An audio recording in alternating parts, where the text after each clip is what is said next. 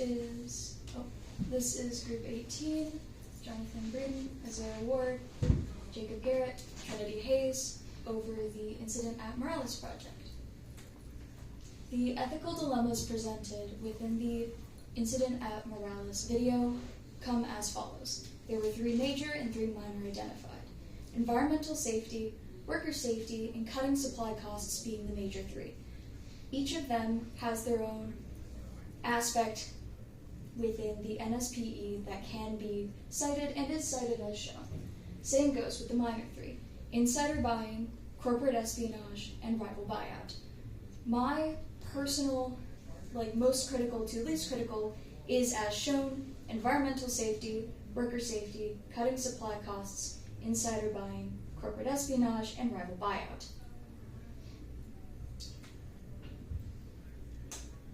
Some ethical dilemmas from Fred's perspective is the cheap materials, stay below the budget, risk to the environment as well as facility workers, verification of the new pipe company used.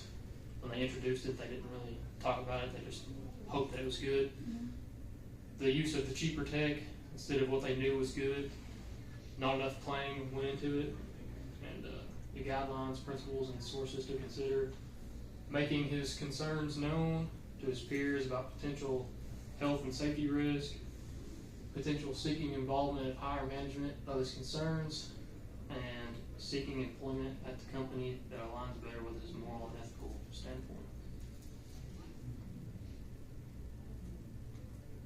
So in Wally's perspective, his problem was first found with his hiring an engineer that would work for his plant that had no conflict with the other, which he discussed in terms of lawyers in the actual film itself.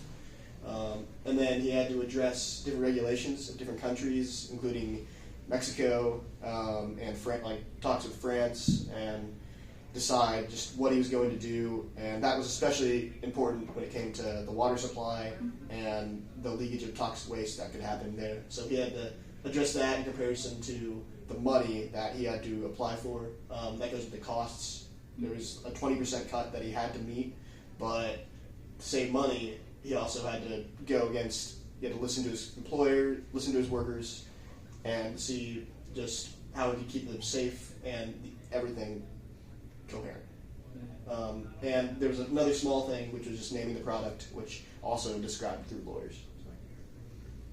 And so he also had one rule. Wally had a lot of things to say. Basically, his motivation for this one rule was in relation to his making the plant. Just so he could have anything, a say in it, pretty much, in terms of the cost and whatever else is going on in that. And then the implications of that would include the meeting about the water leakage that whenever Fred didn't apply to his one rule, then that would have been a problem. And also focus on money, everything would have been very money focused just because of this rule. So. And I feel like also this could be seen as a form of micromanagement because it briefly addresses at the beginning of the video Fred's previous employment, and it kind of asks him some things about that. And so when Wally brought this up about telling us everything you do when you do it, it makes me think that he is trying to kind of be in the know at all times and not let anything go under his nose of someone who's kind of new to the whole thing as far as their company and how it operates. So that was interesting to me. But yeah, it was very obvious through his actions and the way he worded his, or the way he conducted himself around Fred, that he was trying to be kind of micromanaging his, position in the company. Yeah, very much I'm in charge. Mm-hmm. Yeah. And it also makes Fred feel like he can't really decide what to do. He can't go to other people for advice. He has to always go to Wally. Mm-hmm. He's kind of scared to go. And that can kind of be seen too with the scene where his wife is talking to him on the couch. And I also thought that was interesting too, because she was trying to get involved with his work stuff, and he was like, "No, you're not really supposed to be in this." And she was like, "Well, come on, and then eventually he shows her, which that in and of itself was kind of unneeded ethical dilemmas that Fred had to face throughout the whole thing. All things considered, he ends up handling that one ethically due to the fact that Wally was backing him into a corner when he needed to go and talk to other people to make sure that everything was ethically addressed. He ends up doing so because his wife suggested it, and he just happened to be met by another person in the business. Yeah, that was probably the best case scenario for Fred, consulting his wife and how that played out. Agreed. Move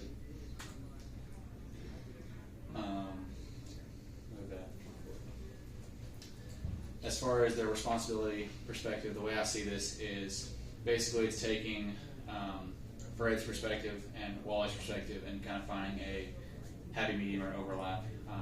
Fred's perspective wasn't all good, Wally's perspective wasn't all bad, and so the way to kind of tie it together would be, okay, well, Fred wanted to focus on doing his job safely, effectively, and in a way that doesn't compromise his beliefs or the health or safety of, people in the company, the consumers, or, like lower level employment that will actually manufacture the product, as well as keeping in mind like environmental implications.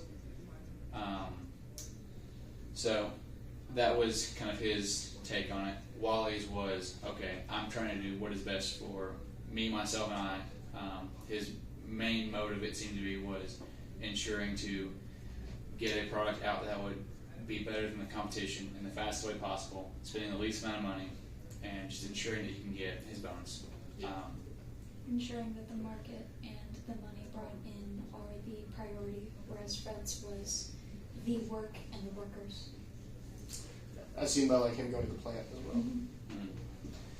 Yeah, and I would say some steps to kind of move forward from move out of a position of just focusing on what is best for the company and no one else, but also keeping in mind what's best for the employee and the consumer of the company would be to have your priorities straight, and to have a clean cut code of conduct, and just how you conduct yourself in the company, what you stand for, what's your mission statement, how you do business with other companies, things like that. Another thing I would say is just be able to find a middle ground for what's best. It's not always about, it's about finding what is best for the company, but also not sacrificing what is right. At the end of the day, it is about money, but if you're just focused on that, then Lives are at stake. yeah, greed can cost people their lives. Greed consumes the whole. And as it was demonstrated in this scenario, it did cost someone its life. The willingness to go with materials and components that were not up to what was being asked of them through this manufacturing process cost someone his life.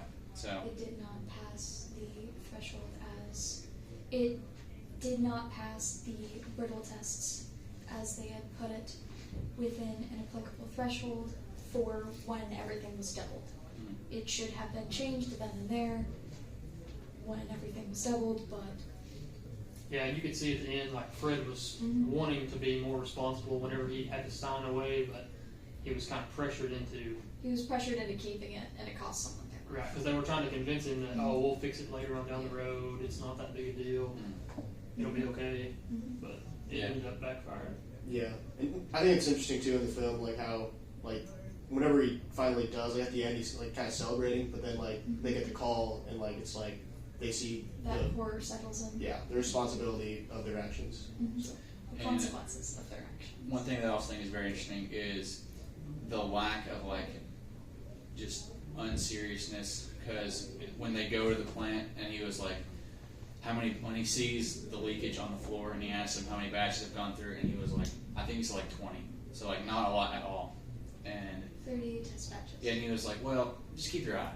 A very not my problem Yeah. kind of answer. His immediate response was, "It is too soon for everything to start leaking." Correct. The way that he responded was not in regards to safety, it was in regards to, we need to make this money before I'm going to fix this.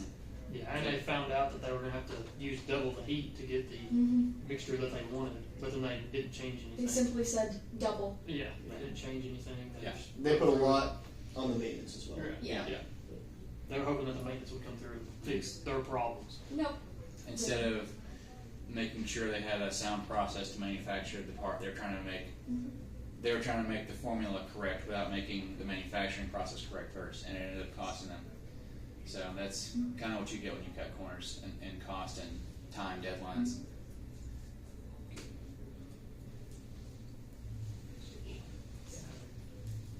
The biggest consequence of the decisions that they made were the death of the worker at the end, I feel like.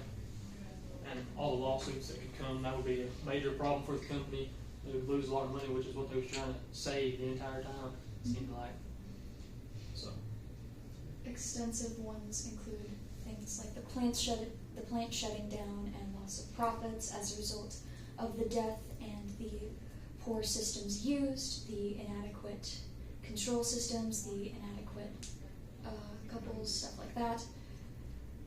Another one that was addressed and actually fixed in it was the environmental concern, aka harm to the land and to the people with their drainage ponds draining into the water and possibly causing illness.